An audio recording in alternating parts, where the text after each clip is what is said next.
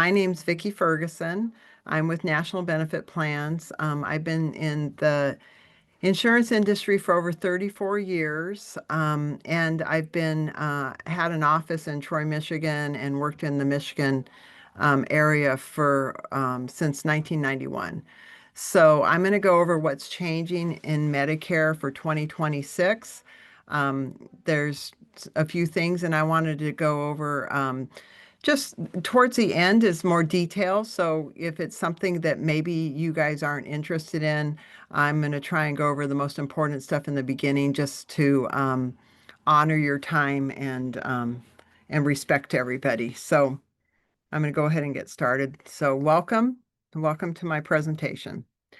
This is just a few pictures. I'm an animal lover. I love all creatures. I'm so blessed to have cats, dogs, and horses.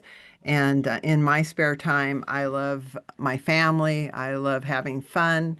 I think there's not enough hours in the day. There's too many things for me to do. I love to cook. I love to travel. I like to play sports. I love golf. But most of all, I love my animals.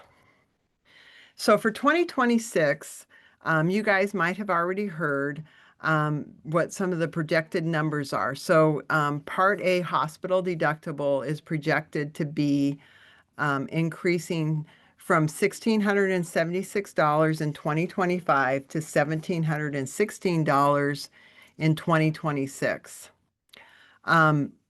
The actual numbers, just preface here, the actual numbers have not been released. These are projected numbers. Pretty good idea that these are going to be the numbers, but just remember that these numbers could change. So with that said, those of you who are already on Medicare that have your Part B, Part A is no cost to you. Part B, you have to pay a monthly premium. We can go over that during my Medicare 101 presentation, but just so you know, if you're not in Medicare yet, you'll have to pay a monthly Part B premium. And this year it's going to go from $185 in 2025 to $206.50 per month in 2026. That is a $21.50 increase, which is pretty significant. Usually we don't see that much from one year to the next. I'm sorry, from one year to the next. So if you are, say, on a Medicare supplement plan, then you have to meet your Part B deductible. That deductible is going to go from $257 to $288. So that's also an increase.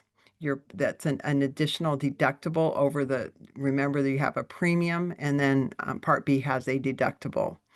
Your Part D coverage, which is your drug coverage, has a new spending cap this year. Last year it was $2,000, and in 2026 it will be $2,100.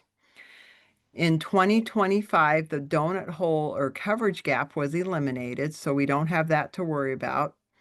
And then some other news for 2026 is during the Inflation Reduction Act, they started negotiating drugs. The first 10 negotiated drugs will become effective in 2026, and I've got those listed on a different slide. So they've increased the maximum deductible for Part D drugs to $615, and it was $590 in 2025. And they've added the added M3P, which is Medicare Prescription Payment Plan, was added in 25, and if you're using it already, it will renew for 2026. So that's where you can spread your drug cost. Let's just say you're going to hit your $2,000 maximum out of pocket. You can spread it over 12 months. And if you want more information on how to do that, you can either reach out to me or I can get an email from you and explain it.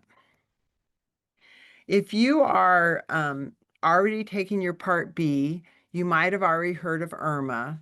So if you're new to Medicare, or you're just, early 60s or just starting to think about Medicare, you might not know about IRMA. So IRMA is income related monthly adjustment amount, and it has to do with your income and how much you pay for your Part B monthly costs. So They increase, this is again projected. So let me just say that again. It's projected for 2026 that it's going to go from 103,000 for an individual to 109,000, and then you'll just pay your 206. If you're married filing jointly, they double that. So if you guys make together less than $218, then you're going to pay 206 per person. If you make between 109,000 and 137,000 individually, they're going to increase your premium by $82.60 on your Part B. They would also do a surcharge or like a premium on your Part D as in dog of $14.50. So if you look at the very bottom of the slide, so if your Part B, for example, is projected to be 206.50 and you add 82.60, then your Part B would cost you 289.10. And if you guys need a copy of this slide or this information, we'll be happy to share it with you. But this is an increase on your IRMA. So this is called an IRMA bracket. Some of the key changes for Medicare in 2026 are the prescription drug costs. So starting in 2026, there'll be a $2,100 annual cap on your out-of-pocket prescription drugs under Part D. So once you reach your 2,100, you will not have to pay any additional co-payments or co-insurance for the rest of the year. They've negotiated drugs, so they're now Medicare can negotiate with the drug companies on some of the higher cost prescription drugs, and that could possibly lead to lower costs on us as the public or the Medicare recipients. So these savings should be passed on to the seniors who are on Medicare. You're also going to get access to vaccines. All adult vaccines covered under Part D will be free, no cost, no deductible, no co-payment. And there's a new rule for carriers that's really important too. So let's just say in the past you might have got pre-approval for some sort of a surgery. Let's just say maybe it was a hip replacement.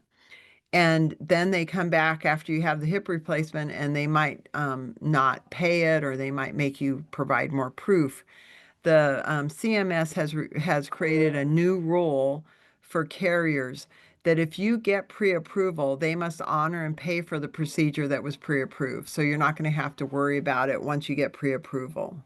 They've also capped insulin, the cost of insulin at $35 or 25% of the negotiated rate, which could be lower. So let's talk about the Michigan market and some of the Medicare changes on Medicare Advantage plans. And it's not just if you're in Michigan, but there's all kinds of plans throughout the United States that are either changing their plans, or they might be modifying what counties they're in. But some carriers are either canceling some plans and introducing new plans, or they're leaving the county. They're actually not going to be in that county. Now, if your plan does leave the county, it doesn't open a special enrollment period for a Medicare supplement. So just keep that in mind.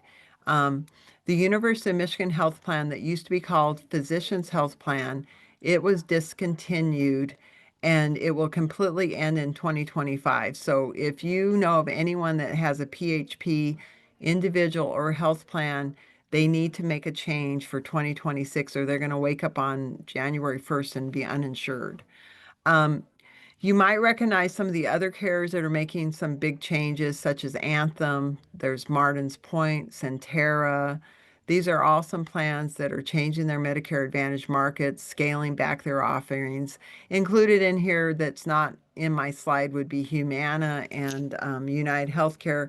They've reduced their footprint, I think, from 85% of the counties on I'm sorry, on Humana down to a little bit less than that.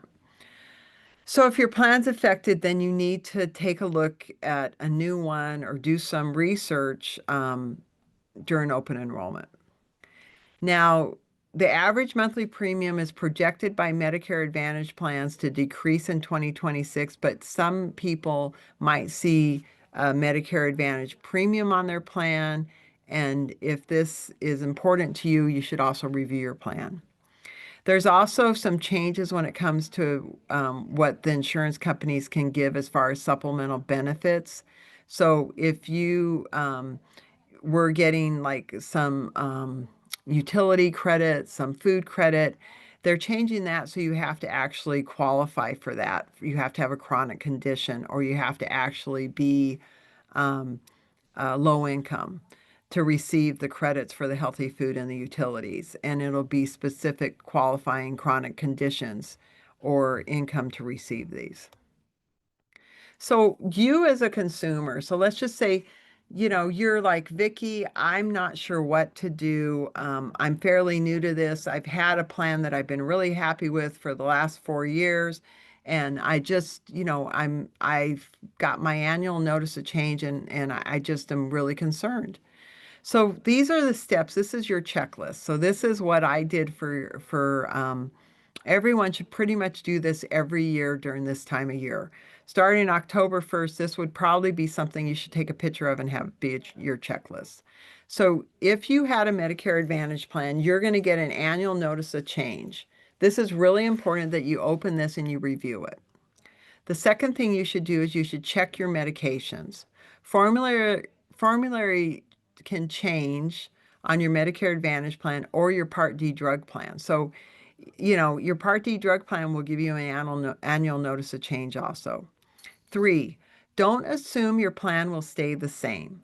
Benefits and networks change. So you need to pay attention to what your copays are, what your deductibles are, if you have a new coinsurance, or maybe prior to this year you were paying a flat amount, but now you're paying a percentage, maybe possibly for your Part D um, drugs.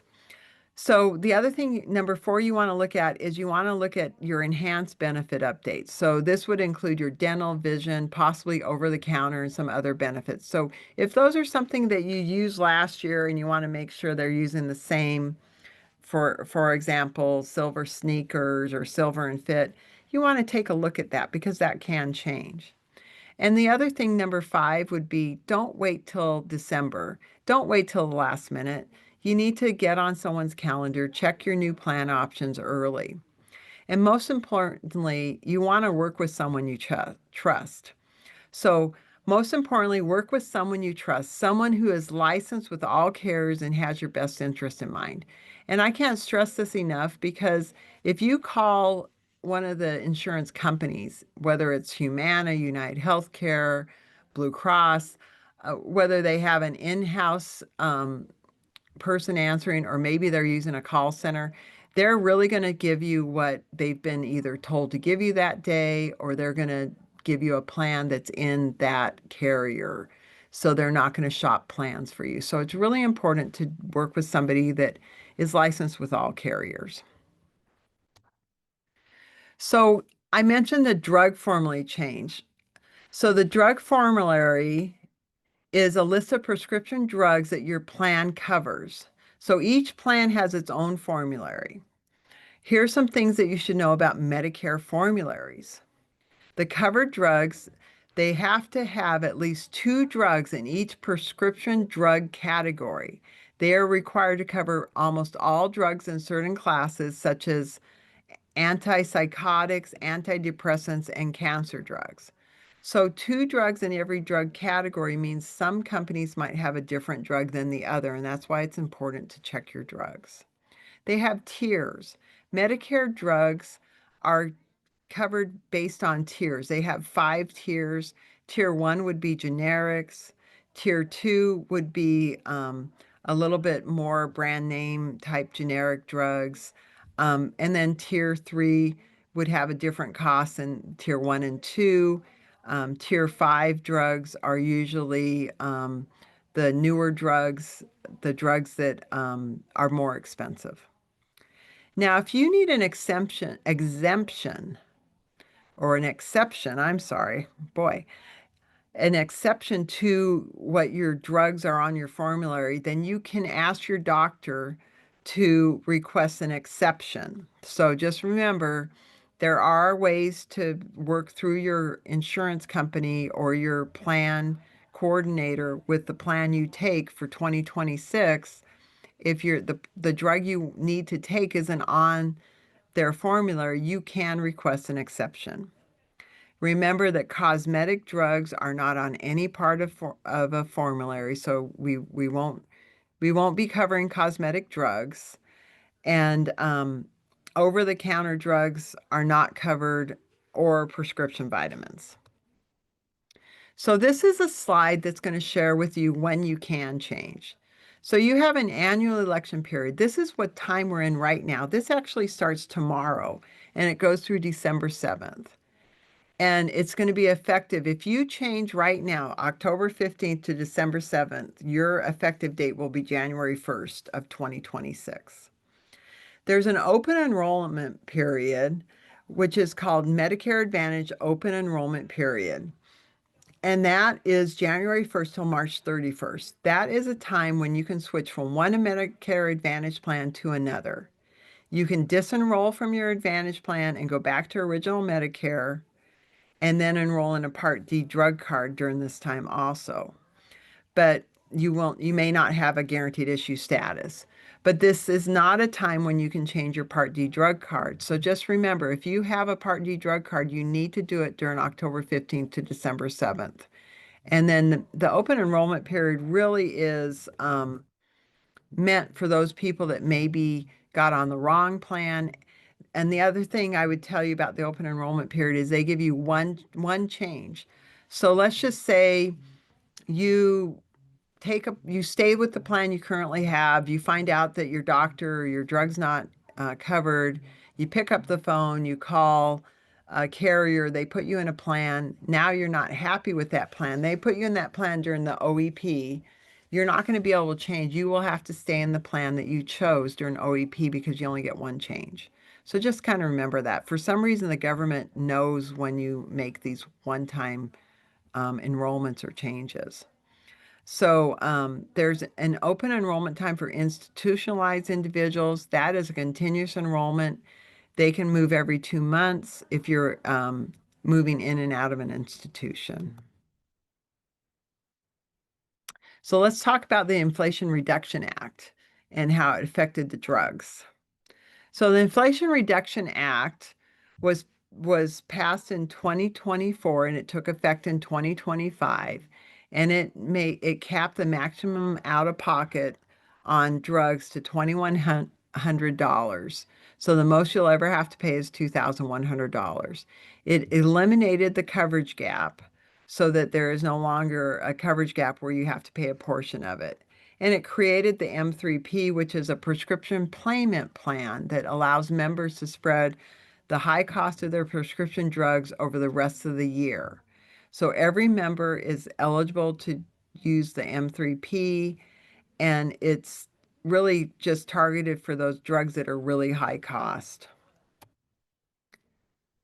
So these are the list of the drugs that they have chosen to negotiate. These are the 10 medications that they negotiated with the drug company. So this year it's 10 drugs. In 2027, they're already working on it. I guarantee it for 2027, there'll be 15 more drugs.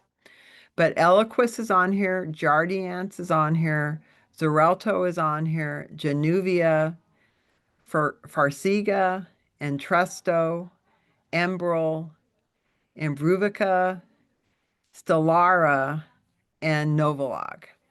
So these are the 10. If you're on any of these drugs, there's a very, very, very good chance that you will have a lower cost next year. I know personally about Eliquis, and it's significantly lower in 2026 than it was in 2025.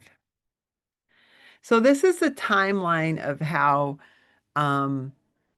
the Part D, this is how the Part D Inflation Reduction Act is being implemented. And I'm just going to jump to 26, 27, and 28. So In 2027, they're going to add 15 more Medicare Part D drugs. In 2028, they're going to add 15 more Part B and D drugs.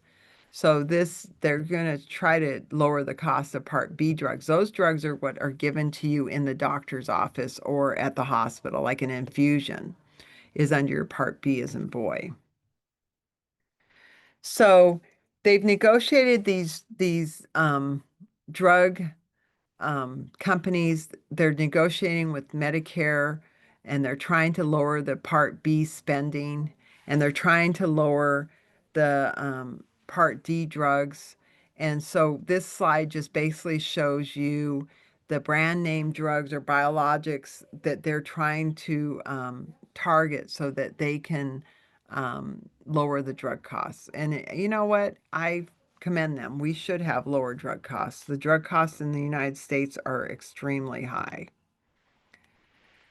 So this is also in the Inflation Reduction Act. They have actually expanded benefits for Part D low-income subsidy programs. So they increase the income for those people to become 135% of the poverty level so they can have full LIS benefits. So this is something you have to actually apply for. So if you are someone that doesn't make a lot of money, or when you retire, not going to have a lot of money coming in, you want to meet with somebody that knows how to advise you on how to get low income subsidy, because it doesn't just automatically come to you. You have to actually apply for it. And so the Inflation Reduction Act um, increases the income between 135 and 150% of poverty. So it helped the people with low income subsidy, so more people will be able to get that benefit. So the M3P is, of course, what it's Medicare prescription payment plan, and it lets you spread the high cost of prescription drugs over the rest of the year. So this actually started last year in 2025, but they've announced that it's going to continue for 2026. And if you're currently using it and you have the same carrier and you go to the same pharmacy, it's just going to auto renew. You have to remember you can opt out the same way you enroll. You enroll by contacting your insurance carrier that you take your insurance plan with. And if you owe anything, you're going to have to pay it to the insurance company. The insurance company can actually not renew your plan or cancel your plan for non-payment. So if you do set this up, be sure that you make your payments. So what is SSBCI? So this is a new thing for 2026. It's special supplemental benefits for chronically ill. So these are benefits that are non-health related that can be accessed by those who are eligible. So these benefits are a flex card for such things as healthy food, utilities, healthy meals for chronic conditions. So let's just say you're a diabetic. They would provide meals that were made specifically for diabetics so that you wouldn't have extra sugar or in your food. So you would, obviously your health would be better. Um, some people will actually receive funds on like a flex card, so they can get more than standard over-the-counter benefits. So both Medicare Advantage and D-SNPs are now authorized from the provider to confirm that the Medicare beneficiary has a qualifying chronic condition to get these benefits. So this is new. So let's just imagine this. In 2025, you heard, a company saying, we'll give you, if $100 a month in, or maybe it was $100 a quarter in over-the-counter benefits. Well, now there's going to be a lower amount for people that don't have a chronic condition, and people with a chronic condition can get the higher amount. So the supplemental benefit for chronically ill are benefits that Medicare Advantage plans that support seniors with just chronic complex conditions. So the benefit to the senior is that it'll include food and produce, so that will help them meet a nutritional need. It includes things like transportation so they can get to their appointments or other necessary locations. They'll include home modifications so they can improve safety and function in the home. They'll provide maybe pest control to improve your indoor quality of your home. They will provide some companionship and social needs so that they address social isolation. They will include some benefit for service dogs and therapies such as acupuncture or massage if it is medically necessary. So, to be eligible for this, you must have one or more comorbid and medically complex chronic conditions that are life threatening or significant that'll limit your health or function.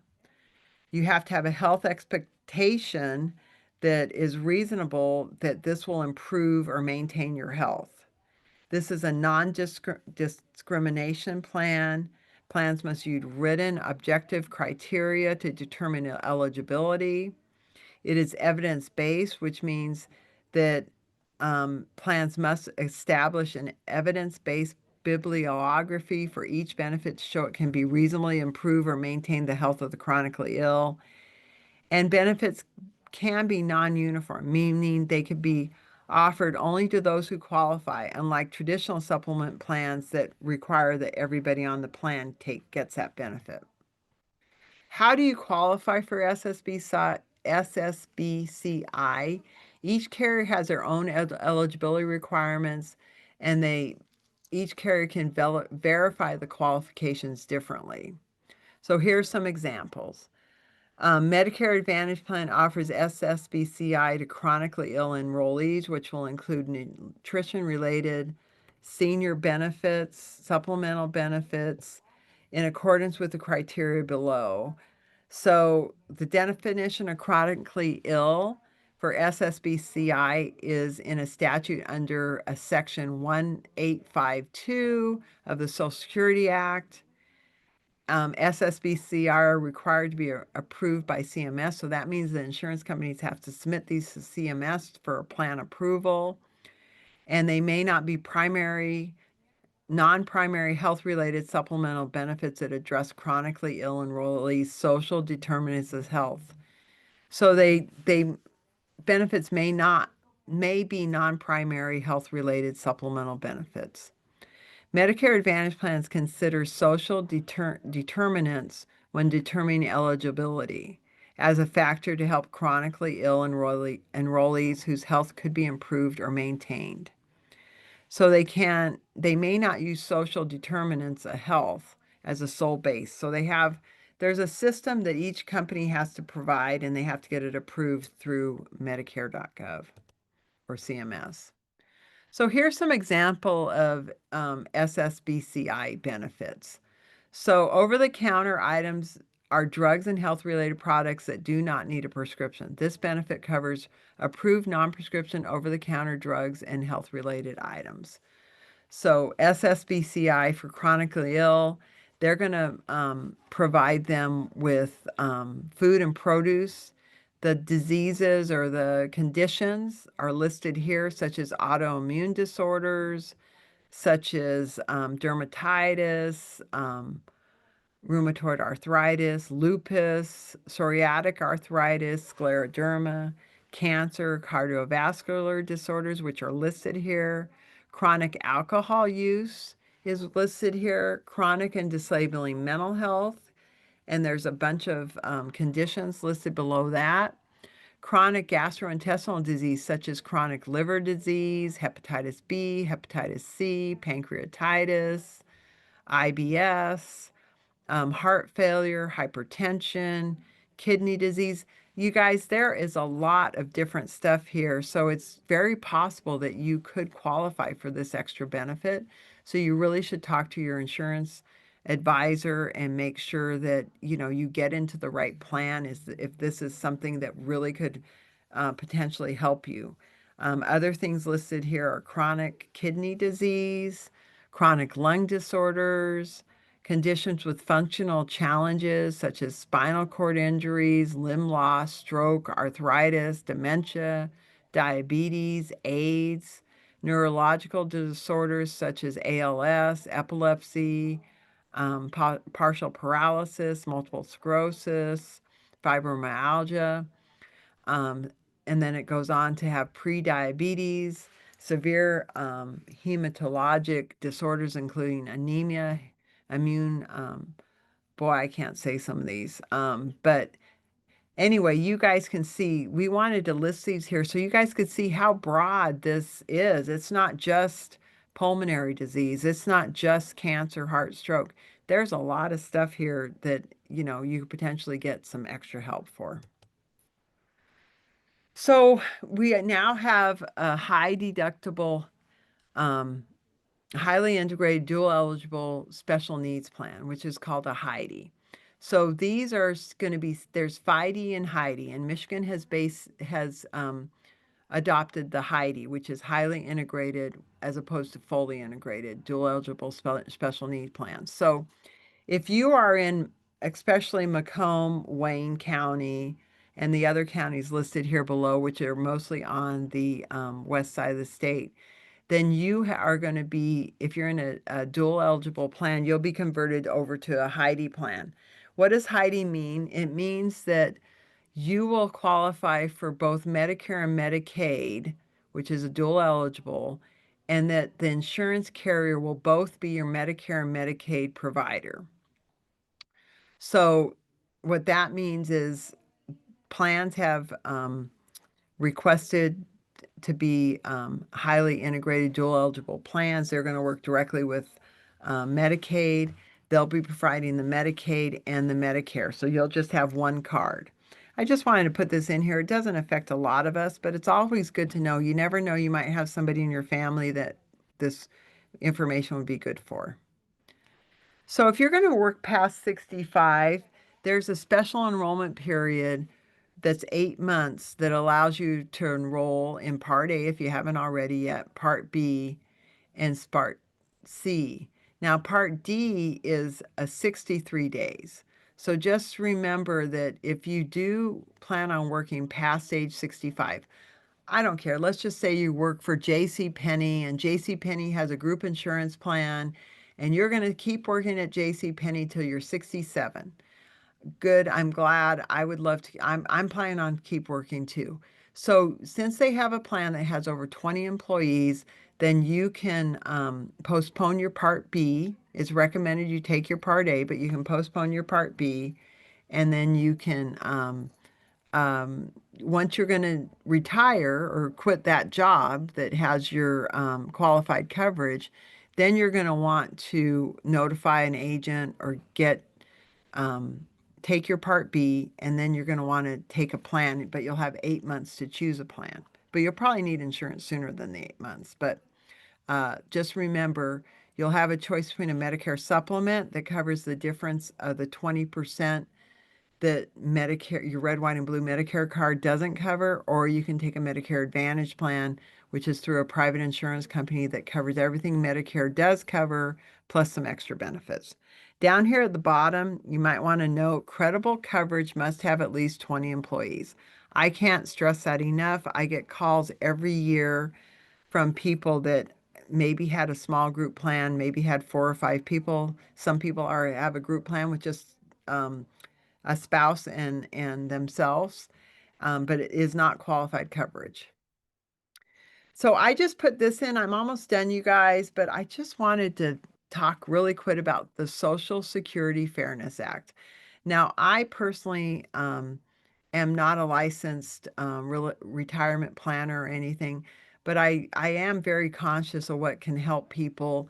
And I thought that this was really important that you guys who maybe had a spouse or someone that worked in the schools or government, that you're aware of this Social Security Fairness Act. So this just gives you some, and we're happy to share our slides with you, but this just gives you some information. It's retroactive back to January 1, 2024, and it's adjusting people's monthly benefits because it got rid of um, two plans that were holding back um, those people that had it's right up here, the windfall elimination provision, which is WEP. It ended that and it ended the government pension offset, GPO. So what this means is that millions of public employees who were previously subject to the benefit reductions. So let's just say if you would have, there was an example I read. So if you were someone that worked for the government and you were getting $72,000 in pension, and let's just say your wife was getting Social Security because she didn't work for the government. Prior to this act, if she passed away, you would just get your $72,000 in pension and you wouldn't get part of her Social Security. But what happened is this act has allowed, I'm wondering why my computer's low. Anyway, this act has allowed them to give you half of your wife's Social Security. That really can impact you into retirement. And I just think everybody should know that so you can meet with your financial planner or talk to a professional. If you do not have somebody you trust, I promise I do. I have been working with people for many years and I would only work with somebody that would be honest and fair and that you can trust. And the other thing I would say at National Benefit Plans, you can trust our our people too. So but this is what your original Medicare card looks like. Please guard your card. Do not give the number over the phone.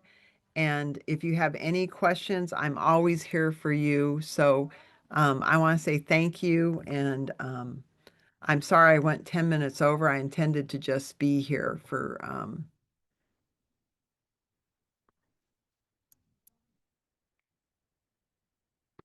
okay. And from the previous slide, it's important to note there's 2 months to set up Part D coverage before your penalty is charged. Yes, I believe it's 63 days. So thank you so much, Carol. I appreciate um, that, information. But yes, when you do give up your your employer coverage, if it's qualified coverage, that it's such a funny thing, isn't it? Where you have 8 months for your part to get a Medicare supplement or Medicare Advantage plan, but you only have 63 days for your Part D coverage. But thank you so much. If anyone has any other questions, my contact information is here, and I'm happy to talk to you. And I look forward to, I have one more series next month in December. So if you've been following me, you're welcome to we'll be doing this again next month, and it'll be Medicare 101. So thanks everybody for joining me. I hope you have a great night. Thank you.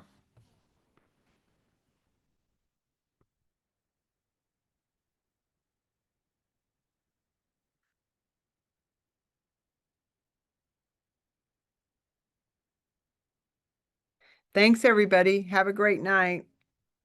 I appreciate all of you.